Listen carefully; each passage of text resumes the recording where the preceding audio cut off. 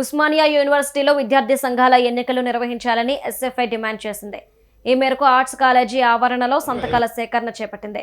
CM Revanth ఇచ్చిన హామీ మేరకు ఓయూ కాలేజీకి 1000 కోట్లు వెంటనే మంజూరు చేయాలని ఎస్ఎఫ్ఐ జాతీయ కార్యవర్గ సభ్యులు మూర్తి తెలిపారు. టీచింగ్, నాన్ టీచింగ్ స్టాఫ్ లేక వర్సిటీ కుంటుపడిపోతుందన్నారు. క్యాంపస్ విద్యార్థులకు ఉచిత మెస్ అందించాలని డిమాండ్ చేశారు. కబ్జాలకు గురైన ఓయూ భూమిని కాపాడి యూనివర్సిటీ స్వయం ప్రతిపత్తిని పరీక్షించాలన్నారు.